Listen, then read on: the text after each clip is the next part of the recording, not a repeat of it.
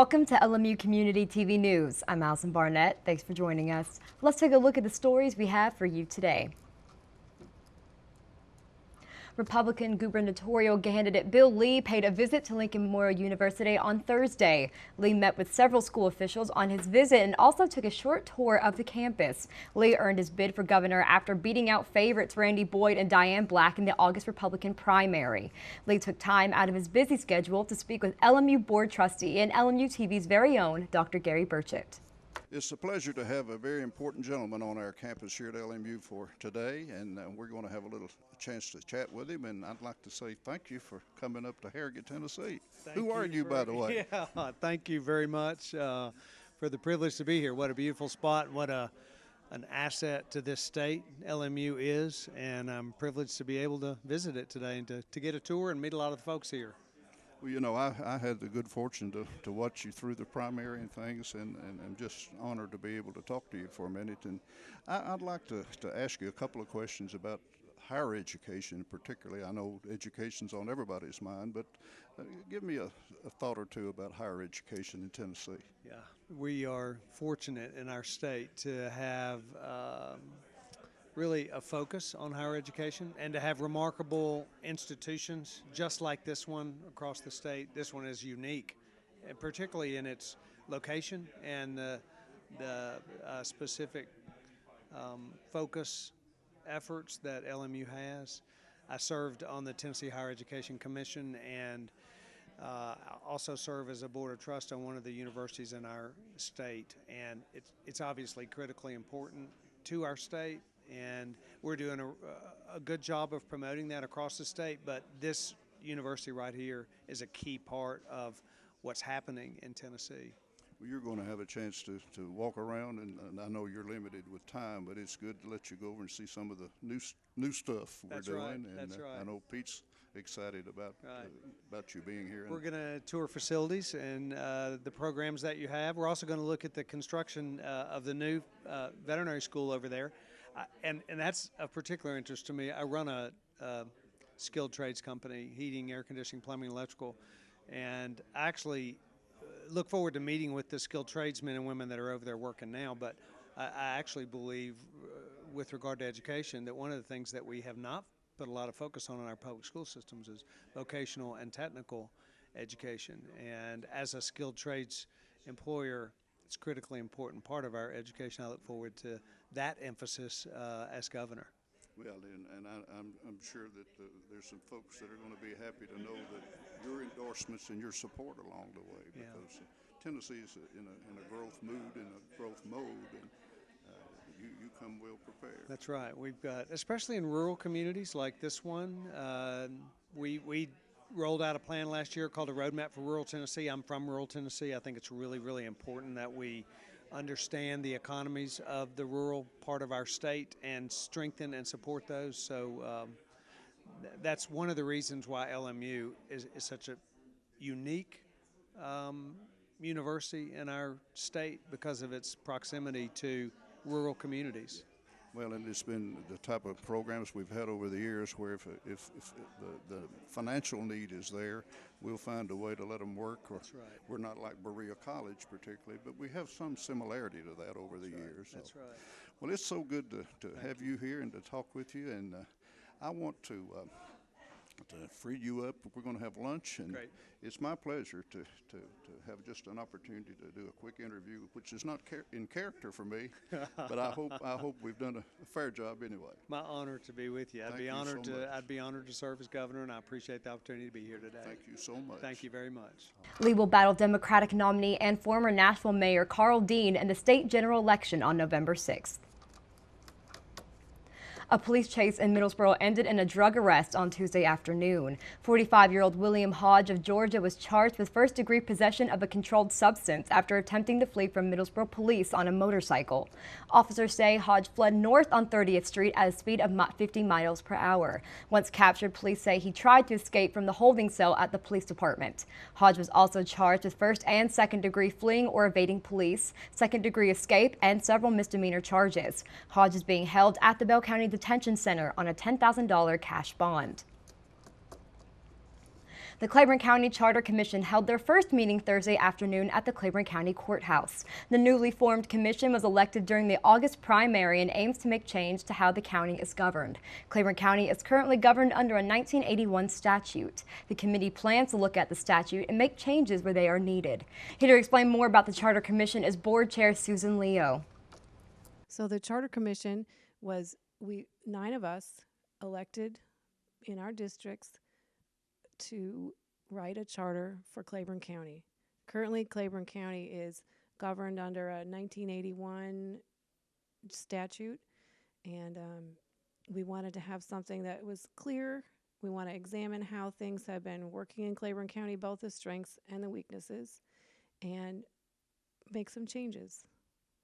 Well, we want people to come to the meetings for sure. We're going to have a public comment period during every meeting where the public can say what's on their mind, give us input, because we are actively seeking input from citizens and from people that are on all boards and commissioners and committees, because we need input from everybody so that we can make a document that will work for all the citizens. We're looking for something that's going to be transparent, easy to follow, an organizational chart that everyone knows who's doing what in our government, and find some ways to save money. Residents of Kentucky could see their electric bill increase in the coming months. Kentucky Utilities announced in a press release on Wednesday that they would be requesting a rate increase for residential customers. The utility is looking to increase the rate 32 cents per day, which is about a $10 increase each month. Company officials say the increase will go toward continued investments in safe and reliable service. Kentucky Utilities and the Louisville Gas and Electric Company is investing $2.2 billion in areas for equipment that detects outages, stronger poles, and more durable gas lines. KU CEO Paul W. Thompson said, "We want to provide the best and possible value in service while offering our customers tools to manage their usage and options that offer energy choices and drive economic development." Kentucky will continue to have one of the lowest utility rates in the nation after the proposed rate increase goes into effect. Cumberland Gap will be the scene for a new music festival on Saturday. The Gap Creek Coffee House will host a Wilderness Trail music session that will include plenty of local talent, as well as talent from across the nation. The event will start at noon and go until 10 p.m. Gap Creek Coffee House owner Joe Wolfenbarger said the event got started when Charlie Coleman came to the area with hopes to start an annual music festival in the Gap. Wolfenbarger said he hopes the event will draw people to Cumberland Gap and the surrounding areas. Musicians expected to perform include Daniel Treese Chumley, Lauren Beeler, Gypsy, Levi Cadle, and many more. Now let's take a look at your community calendar of events coming up over the next couple of weeks. Shawnee Lodge number 546 will have a chicken and dumpling dinner from 4 to 7 p.m. on September 28th. Meals are $7 for adults and $5 for children ages 6 to 12. The food includes chicken and dumplings, mashed potatoes, green beans, slaw, rolls, dessert, and drink. Carry-out will be available. Proceeds benefit the local volunteer fire department. There will be a benefit singing at 6 p.m. on September 29th at the Old Fashioned Church of God in Speedwell, Tennessee. Proceeds will go to help with desperate need of rent expense. Singers will be Dave Surratt of Knoxville and New Life Baptist Church Choir of Clinton. Everyone is welcome.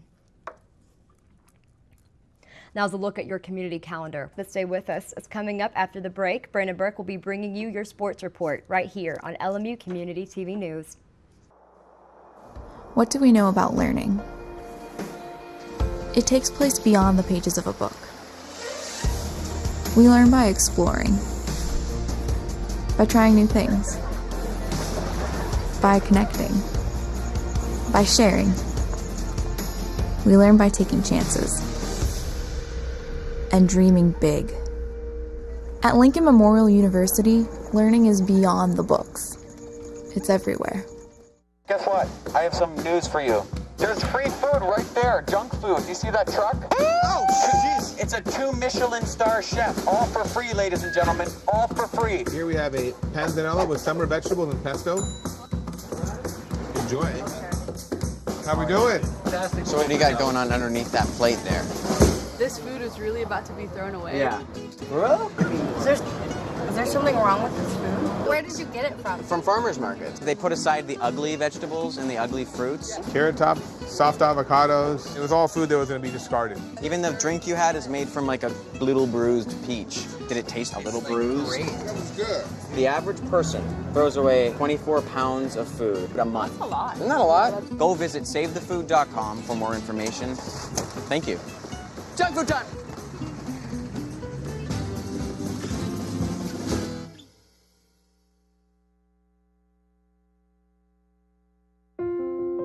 I love taking care of my mom. It wasn't easy at first. She learned how to better communicate her needs. And you learned how to not ignore yours. I discovered how to make healthier meals. And I discovered how much I enjoyed them. Becoming a caregiver is a learning experience for everyone. Find articles, tips, and tools from experts and others who have been in your place. The Caregiving Resource Center at aarp.org/caregiving. Hi, I'm Dr. Shields, and I'm a physician and the medical director at LMU Medical Clinics. This is a brief announcement about keeping LMU and you healthy during the upcoming flu season. Influenza, or flu for short, is a virus that causes fever, body aches, and upper respiratory symptoms like cough, runny nose, and sore throat. It is transmitted through the air and can even be spread on objects touched by someone who has the flu. The virus spreads easily from person to person and is most active from October through March. There are 3 things you can do to prevent becoming ill with the flu. First, get vaccinated. The most effective way of preventing the flu is to get the flu vaccine every year. The vaccine does not give you the flu or make you sick. The vaccine may not be 100% effective, however, it does offer significant protection and lessen the symptoms should you get the flu. The CDC recommends everyone 6 months and older be vaccinated before the flu season begins. Number 2, wash your hands. Stop the spread of germs and protect yourself with frequent hand washing with soap or alcohol-based hand sanitizer. And third, if you are sick, stay home. Should you become ill with flu-like symptoms of fever, sore throat, cough, limit your contact with others. Schedule an appointment as soon as possible with LMU Medical Clinic or your healthcare provider. There are antivirals that may be indicated if started within 48 hours of symptoms. Stay home until you are fever-free for 24 hours without over-the-counter medications like Motrin or Tylenol. I'm Dr. Shields, and this has been a brief announcement about keeping LMU and you healthy during the upcoming flu season. Welcome back. Lincoln Memorial University was hit with some unexpected news on Wednesday afternoon in the Rail Splitter Athletic Department as Matt Green, the school's athletic director since July of 2015, will be departing at the end of next week to further his career at Flagler College in St. Augustine, Florida. During his 3-year-plus tenure in Harrogate, Lincoln Memorial Athletics has burst onto the national stage on several occasions, as well as exceeding academically, setting numerous school records for average student-athlete grade point average. To name just a few of LMU's accomplishments on the playing field since Green's hiring 3 summers ago, the men's basketball squad rallied for back-to-back Final Four appearances in 2016 and 17, going all the way to the national title game the first time around. Women's basketball also enjoyed their deepest postseason run ever in 2017, a trip to the Sweet 16 there. LMU baseball has brought home 2 straight South Atlantic Conference tournament trophies, which each led to lengthy NCAA tourney runs. In 2018 alone, men's lacrosse and women's bowling enjoyed far and away their most successful seasons ever, the latter team reaching the Elite Eight in just their 2nd year of existence. Men's soccer was also groundbreaking last season, seeing NCAA tournament action for the first time in a decade, while women's volleyball saw statistically their most impressive campaign in 2016. Men's golf exploded onto the national scene just last spring in one of the final 8 units of contention for the NCAA championship, and men's volleyball, one of 4 new teams formed during Green's stint at LMU, hung a banner last having helped establish the men's volleyball, women's beach volleyball, and women's and men's bowling teams, and leading Lincoln Memorial to previously unheard of success in sports and in the classroom. Matt Green, still one of the youngest athletic directors in NCAA Division II, will keep his position at a third school, Flagler College, after serving as Shorter University's AD prior to his LMU stay. On behalf of LMU Community TV Sports, we'd like to wish Mr. Green the best of luck in his future endeavors in St. Augustine and beyond, as the search for Lincoln Memorial's newest athletic director will begin in the coming weeks. On a hot and humid Wednesday afternoon in Harrogate, the LMU Soccer Club suited up for the 2018 SAC opener, welcoming arch nemesis Carson Newman after a long layoff due to Hurricane Florence the previous weekend. In what would be the Lady Rail Splitters' first official meeting since 10 days prior, a 3-0 win at USC Aiken preceding a canceled Mount Olive match and a postponed road trip to Queens, a tall task was at hand for the Blue and Gray, taking on 2017's national runner-ups, with the Eagles just one penalty kick away from hoisting the gold last fall. Despite a wacky first 5 minutes and a tight first half, Lincoln Memorial couldn't keep up with Carson Newman once the final whistle sounded, the Eagles turning in a 5-2 victory to drop LMU down to 3-2 overall. In what's been the highest scoring match of 2018 thus far for the Lady Rail Splitters, the visitors found themselves on the board after just 71 seconds of play. But with their composure still contained, the Lady Rail Splitters answered 1 minute and 36 seconds later. Freshman forward Jessica Crivero connecting on her fourth straight goal, dating back to the team's win over USC Aiken, knotting things up at 1-1. Even though both teams had already struck, Carson Newman kept the theme going in minute number 4, scoring again to reclaim the lead. The heated match would see yet another tie in the 30th minute on Wednesday, with LMU's Itzel Ballesteros finding the back of the net just 41 seconds after a missed shot attempt, the junior college transfer getting the Lady Rail Splitters back in business.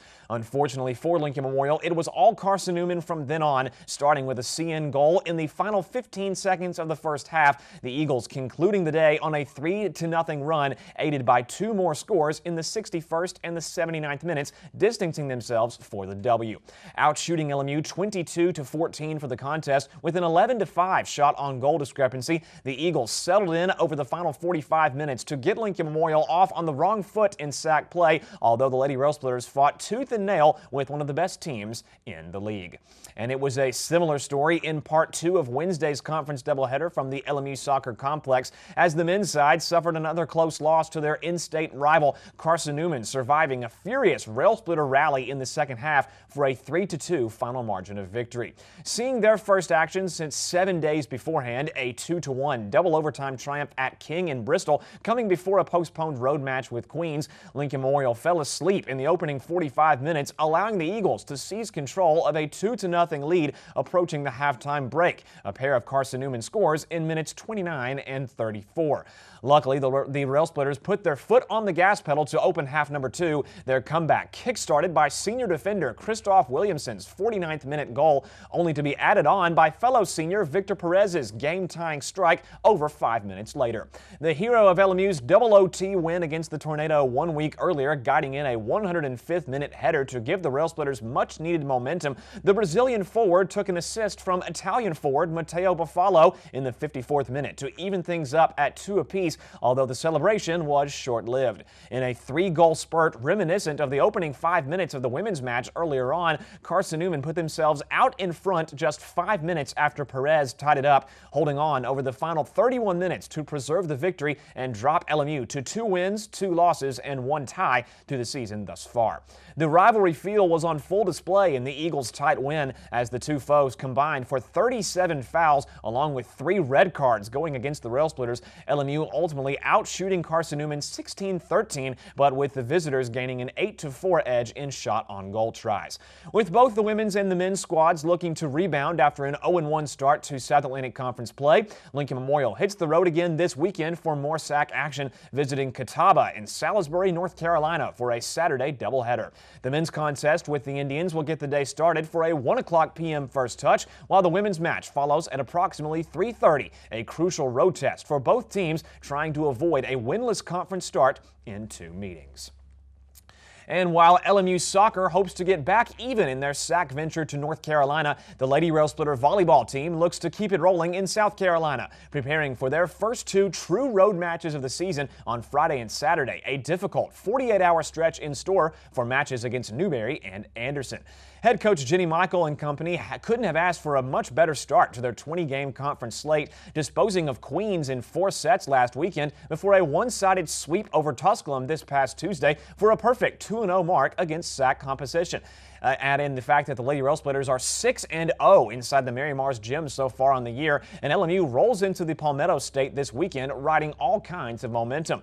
Over the course of the next 2 nights, Lincoln Memorial will be searching for their first win or wins away from Harrigan, where their only 2 matches not at home before this weekend were a pair of neutral court losses to Georgia College and Montevallo in Greenville, Tennessee, after a 4-0 start to the year. Looking ahead to Friday's 7:00 p.m. opening serve with Newberry, the Wolves have been stellar in non-conference play this year at 5-2, although 3 straight SAC losses have plummeted Newberry down to 500, desperately looking for a momentum booster when the Lady Rail Splitters come to town. The Trojans of Anderson have been a different kind of beast, however, currently standing at 13-1 thus far on the year, having swept 8 opponents already, off to the school's best start in history at 4-0 in South Atlantic Conference meetings. Interestingly, Anderson's last win was over Newberry themselves, a 5-set marathon, which took place while Lincoln Memorial was sweeping the Pioneers. Another 7:00 start time in place for Saturday's tune-up with the Trojans. You can visit www.lmurailsplitters.com for all score updates throughout the weekend, as a road-heavy 2 days fills the schedule for Lincoln Memorial. And 7 p.m. on Saturday will also be a crucial time for the Tennessee Volunteers and the Kentucky Wildcats across NCAA football, both at home for Week 4, both taking on Southeastern Conference rivals and both looking to clock in huge wins against favored foes. After taking care of non-conference visitors East Tennessee State and UTEP by combined scores of 83-3, the Vols and Coach Jeremy Pruitt gear up for their 3rd straight game in Neyland Stadium, and it's the biggest one yet, taking on the Florida Gators, televised on ESPN. After putting to rest an 11-game losing streak to Florida in 2016 by a 38-28 margin in Knoxville, the Gators struck back a year ago in the Swamp thanks to a touchdown pass as time expired for a 26-20 win in Gainesville. That was number 2 of what is an ongoing 9-game SEC losing streak for UT, hoping to bump that trend on Saturday when 2 2-1 teams battle one another in one of the SEC East's oldest rivalries. Over on ESPN2 at the same time, the Wildcats of UK stay in Lexington for the 2nd consecutive week, hosting their toughest competition of 2018 in the form of 14th-ranked Mississippi State. Off to another hot start with a 3-0 record and a shiny 11-point victory at Florida 2 weeks ago. On the brink of sitting in the AP Top 25 themselves, Kentucky will look to slow down the Bulldogs' momentum, which has included lopsided wins over Stephen F. Austin, Kansas State, and Louisiana Lafayette. In what will be MSU's toughest game of 2018 as well, head coach Mark Stoops and the Cats will look for much more pleasing results than that of last season's 45-7 Bulldog victory in Starkville. At the conclusion of Week 4 on Saturday night, more questions about Tennessee and Kentucky will be answered, and possibly more celebrations could be held in Knoxville and in Lexington. And with one race of the 2018 playoffs behind us, the NASCAR Monster Energy Cup Series rolls into the Richmond Raceway in Virginia this Saturday, all ready to go for the Federated Auto Parts 400.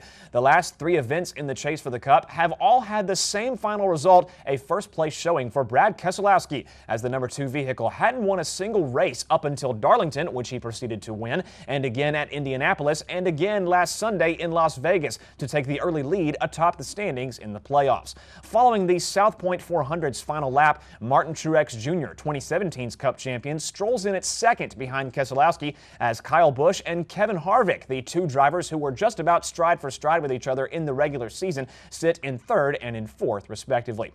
Joey Logano rounds out the playoffs' top 5 after Las Vegas's checkered flag, as Kurt Busch, Ryan Blaney, Kyle Larson, Eric Almirola, and Austin Dillon complete the top 10. The green flag from Richmond will wave on Saturday at 7:30 p.m., and you can check out the action on NBC Sports Network. And that is all for sports heading into the weekend, but stay tuned as more LMU Community TV news is coming up right after this. So we were walking to school. I started thinking about lunch. Mom packed me turkey and cheese. She's I really smart. want cheese pizza. Sometimes her mind wanders. We should have a sleepover. I remember saying, Laura? I think I heard Mom say something. The sign says don't walk. Sometimes it's so overwhelming. I really hope she doesn't have I really another hope I bad don't day have at another school bad day at today. school today. When you can see learning and attention issues from their side, you can be on their side. Go to understood.org, a free online resource with support and tools to help your child thrive. Here we go. We're gonna go out there in the rain. It's gonna get wet. All right, here we go.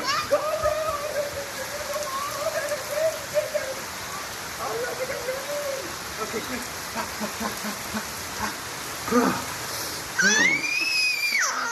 Oh yeah, yes. So much fun. Mwah.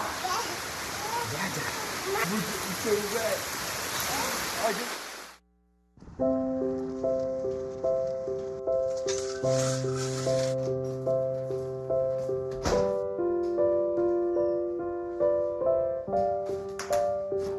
I like to eat apples and bananas. I want to eat apples and bananas. I need to eat apples and bananas. Why can't I eat apples and bananas?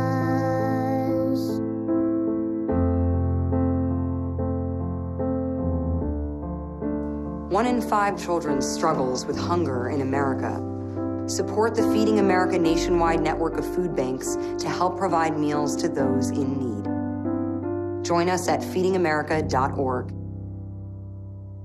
Thanks for watching LMU Community TV News. I'm Allison Barnett, and have a great weekend.